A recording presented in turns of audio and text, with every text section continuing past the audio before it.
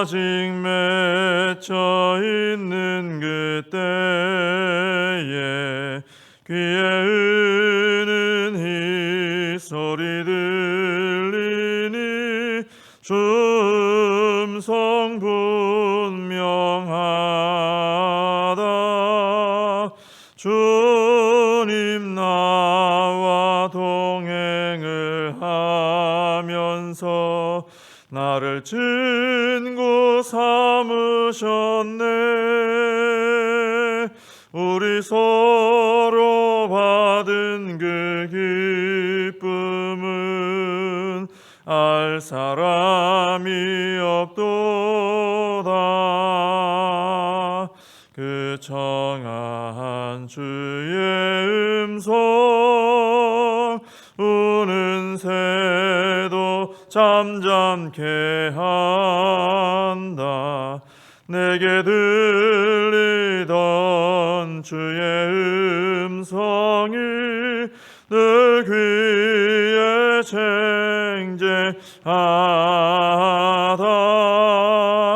주님 나와 동행을 하면서 나를 친구 삼으셨네.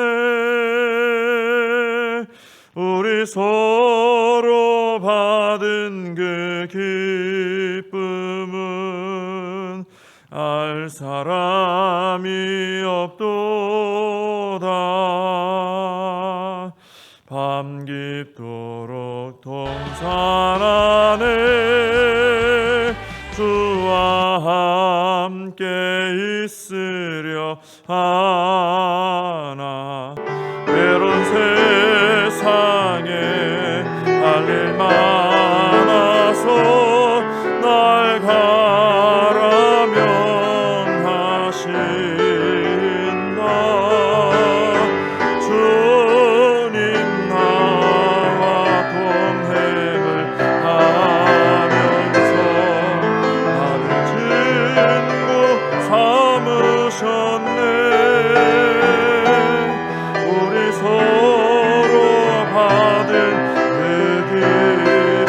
기쁨은 알 사람이 없도다. 사도신경으로 신앙 고백하시겠습니다. 전능하사 천지를 만드신 하나님 아버지를 내가 믿사오며 그 외아들 우리 주 예수 그리스도를 믿사오니 이는 성령으로 잉태하사 동정녀 마리아에게 나시고 본디오 빌라도에게 고난을 받으사 십자가에 못 박혀 죽으시고 장사한 지 사흘 만에 죽은 자 가운데서 다시 살아나시며 하늘에 오르사 전능하신 하나님 우편에 앉아 계시다가 저리로서 산 자와 죽은 자를 심판하러 오시리라.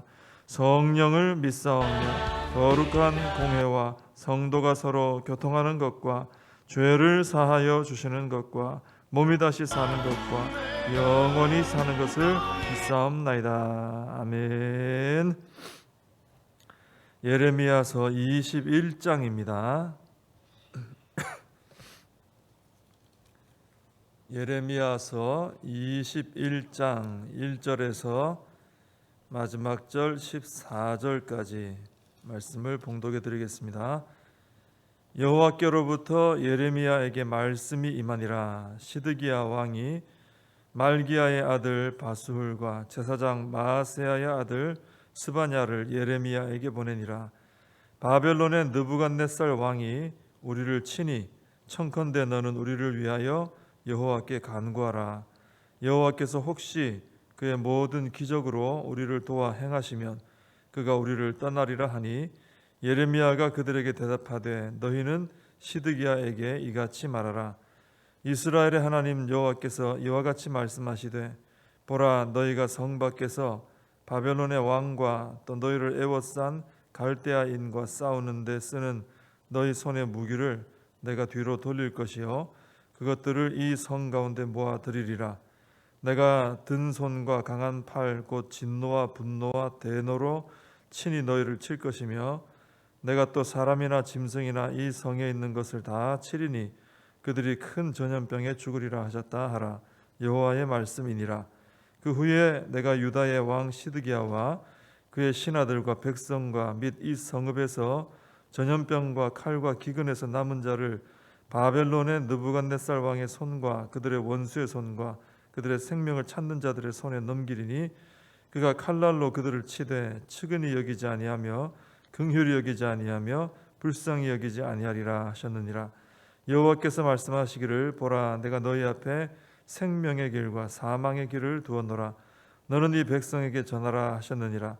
이 성읍에 사는 자는 칼과 기근과 전염병에 죽으려니와 너희를 애워싼 갈대아인에게 나가서 항복하는 자는 살 것이나 그의 목숨은 전리품같이 되리라. 여호와의 말씀이니라. 내가 나의 얼굴을 이 성읍으로 향함은 복을 내리기 위함이 아니요 화를 내리기 위함이라. 이 성읍이 바벨론 왕의 손에 넘김이 될 것이요 그는 그것을 불사르리라. 유다 왕의 집에 대한 여호와의 말을 들으라. 여호와께서 이와 같이 말씀하시니라.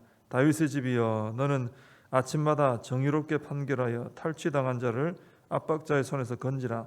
그리하지 아니하면 너희의 악행 때문에 내 분노가 불같이 일어나서 사르리니 능히 끌 자가 없으리라. 여호와의 말씀이니라.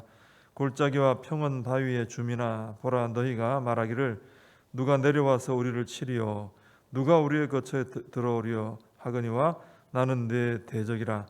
내가 너희 행위대로 너희를 벌할 것이요 내가 또 수풀에 불을 놓아 그 모든 주위를 사르리라.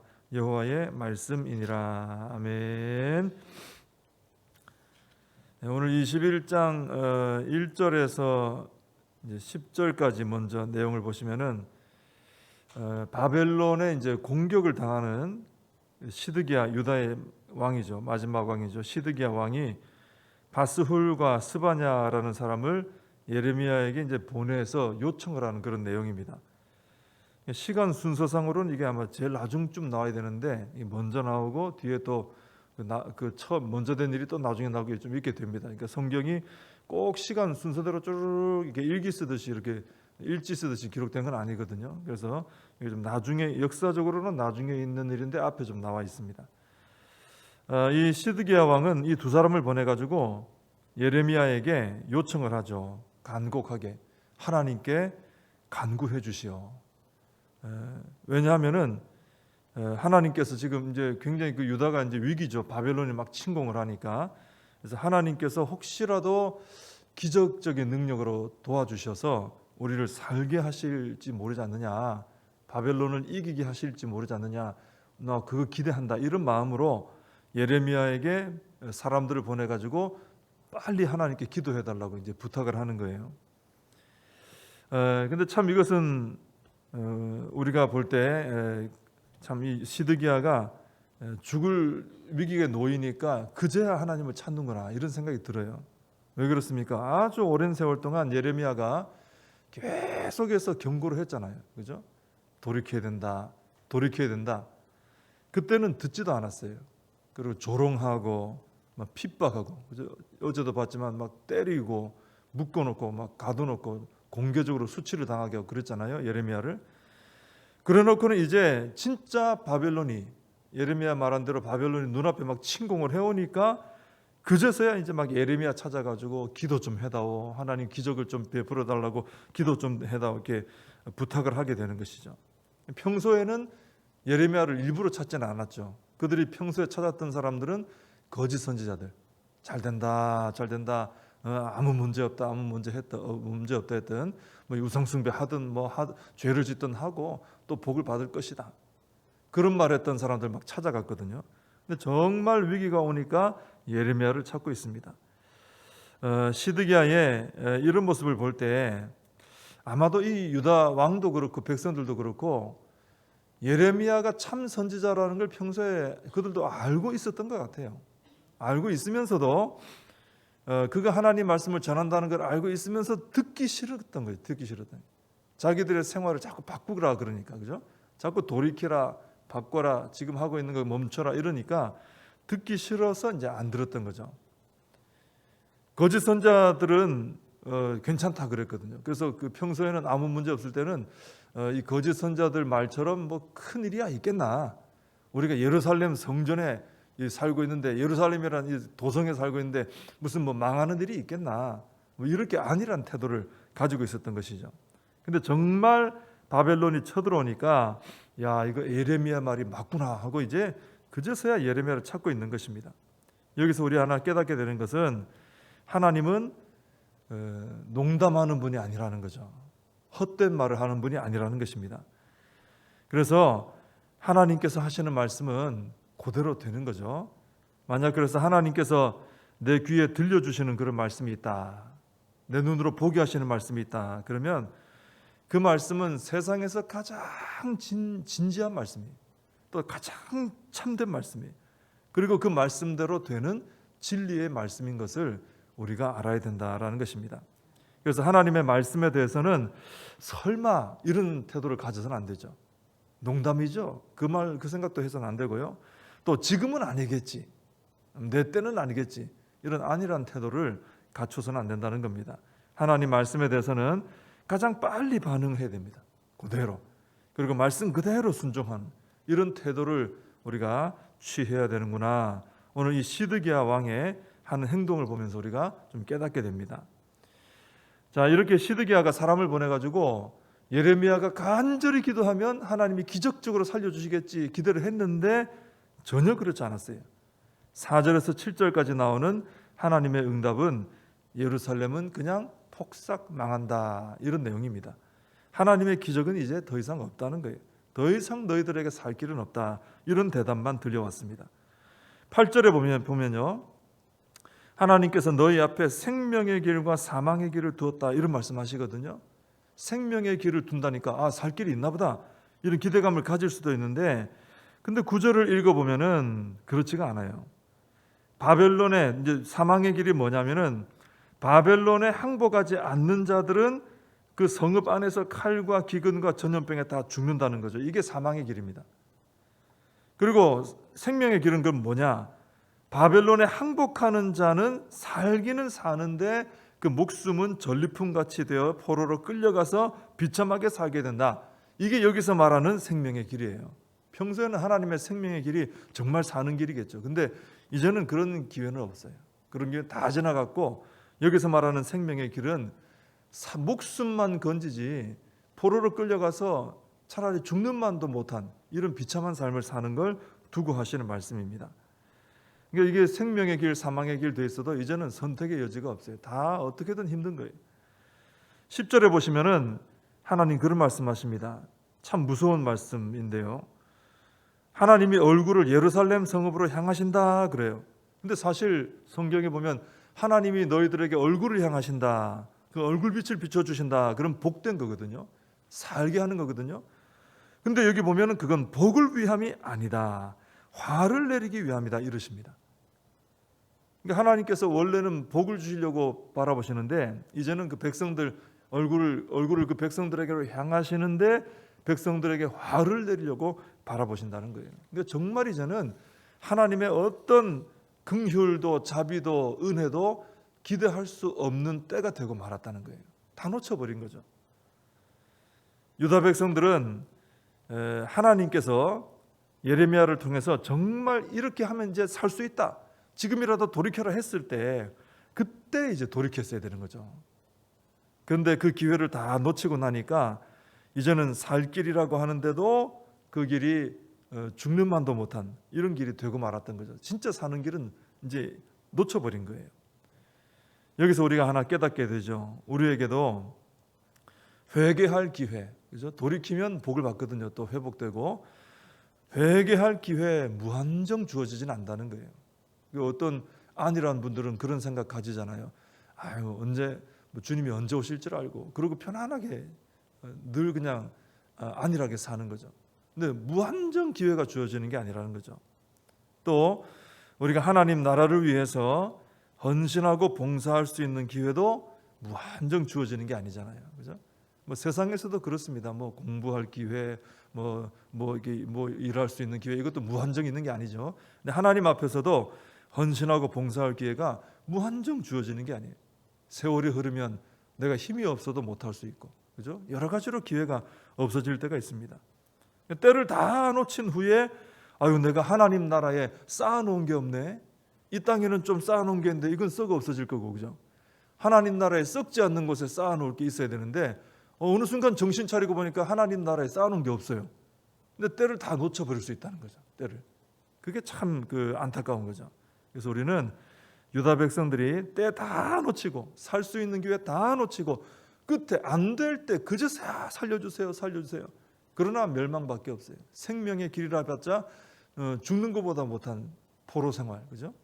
그래서 우리가 기회를 놓치기 전에, 지나가기 전에 우리가 붙잡고 그 기회를 붙잡고 하나님 말씀대로 순종하며 사는 지혜로운 성도가 되어야 되겠습니다. 11절 이하에 보면은 유다 왕의 집에 대한 하나님 말씀이 나오는데 특히 이제 12절 보시면 다윗의 집이여 하시면서 이런 말씀하시죠. 너는 아침마다 정의롭게 판결하여 탈취당한 자를 압박자의 손에서 건지라. 그리하지 아니하면 너의 악행 때문에 내 분노가 불같이 일어나서 사르리니 능히 끌 자가 없으리라. 이런 말씀이 나옵니다. 유다 다윗의 집에 힘이 있는 왕권을 가지고 어떤 권력을 가지고 한 사람들에게 너희가 기본적으로 행해야 되는 그 힘을 가지고 기본적으로 행해야 될 일이 이런 일이다 말씀해 주시는 겁니다. 이걸 안 했다는 거죠. 유다 백성들이, 왕들과 지도자들이. 우리 하나님은 가장 강한 힘을 가진 분이십니다. 맞는 말씀이죠. 우리 하나님만큼 힘이 강한 분 없어요. 그리고 이 세상에서 힘을 가진 자들, 권세자들이나 힘 있는 자들에게 그 힘을 주신 분도 하나님이십니다. 하나님은 힘의 근원이 되시고 힘을 주신 분도 하나님이에요. 그럼 하나님께서 왜 힘을 주셨느냐? 12절 말씀 읽어드린 것처럼 그 힘을 가지고 정의롭게 사용하라고 주신 거예요. 과시하라고 주신 게 아니고. 힘을 가진 자가 그래서 불의한 일을 위해서 힘을 사용하는 것, 약자들을 누르기 위해 힘을 사용하는 것, 이것은 그 힘을 주신 하나님의 뜻이 아니라 하는 것입니다. 그래서 나에게 어떤 힘이 있다 그러면 그 힘, 어떤 종류의 힘일지는 몰라도 있을 수 있습니다. 상대적으로도 가질 수 있고, 그죠? 그럴 수 있습니다. 근데 그것을 우리는 이 말씀대로 정의를 위한 일에 사용해야 된다는 것이죠. 힘이 없어서 빼앗긴 자를 힘을 가지고 빼앗으려는 자의 손에서 건져내는 일에 내 힘을 사용해야 된다는 거죠. 그리고 힘 없는 자를 압박하는데, 누르는데, 힘들게 하는데 쓰지 말고 힘 없는 자를 돕는데 내 힘을 사용해야 된다는 것입니다. 우리 하나님 그러신 분이니까. 우리 하나님 힘이 어마어마하지만은 그 우리한테 과시한 적 있습니까? 다 우리 위해서 쓰시죠. 그 힘을, 그죠? 그렇게 하라는 거죠. 힘이 내게 있을 때 그렇게 쓰라는 거죠. 그리고 우리가 기도해야 될 것은 우리가 살아가는 이 사회와 이 국가가 하나님께서 주신 힘을 정의롭게 사용할 수 있도록 기도해야 되고, 힘없는 자를 돕고 섬기는 일에 사용하도록 우리가 기도해야 된다라는 것입니다. 하나님 주신 힘만 잘 사용해도 참 우리 사회가 좋은 사회가 될 수 있는 것이죠. 이런 삶을 우리부터 먼저 살 수 있도록 기도하는 성도님들 되시길 바랍니다. 기도하겠습니다. 하나님 아버지, 기회 지나가기 전에 우리 하나님의 부르심을 따라 헌신하며 충성하며 살아야 될 줄로 믿습니다. 하나님 아버지, 회개도 때가 있고 기회가 끝날 때가 있고 하나님 나라 위에 헌신 봉사하는 것도 기회가 영원히 주어지는 것은 아님을 깨닫게 됩니다. 하나님 아버지 앞에 정말 돌이킬 일이 있으면 속히 돌이키게 해주시고, 또 하나님 아버지 앞에 헌신하고 봉사해야 될 부름의 자리가 있다면 우리가 헌신하여서 충성된 주의 사람들로 살아갈 수 있게 하여 주시옵소서. 하나님 아버지께서 힘을 주셨습니다. 그 힘은 정의롭게 사용하라고 주셨습니다. 힘을 과시하는 데 쓰거나 다른 사람을 힘들게 하는 데 쓰지 말게 해주시고, 하나님께서 하시는 것처럼 약자들을 위해, 힘든 자들을 위해서 돕는 데 쓸 수 있도록, 정의를 세우는 일에 쓸 수 있도록 저희들에게 지혜를 주시고, 이 사회와 이 국가가 또한 힘을 그렇게 사용할 수 있도록 은혜를 다하여 주시옵소서. 예수님의 이름으로 기도합나이다. 아멘. 주님 가르쳐주신 기도로 예배를 마칩니다. 하늘에 계신 우리 아버지여, 이름이 거룩히 여김을 받으시오며 나라의 임하옵시며 뜻이 하늘에서 이룬 것 같이 땅에서도 이루어지이다. 오늘날 우리에게 일용할 양식을 주옵시고, 우리가 우리에게 죄진 자를 사하여 준 것 같이 우리 죄를 사하여 주옵시고, 우리를 시험에 들게 하지 마옵시고 다만 악에서 구하옵소서. 대개 나라와 권세와 영광이 아버지께 영원히 있사옵나이다. 아멘. 말씀 붙들고 함께 기도하시고 이 나라 민족을 위해서 코로나 사태가 속히 해결될 수 있도록 기도해 주시고 또 교회와 다음 세대 또 우리의 사명을 붙들고 함께 기도하겠습니다.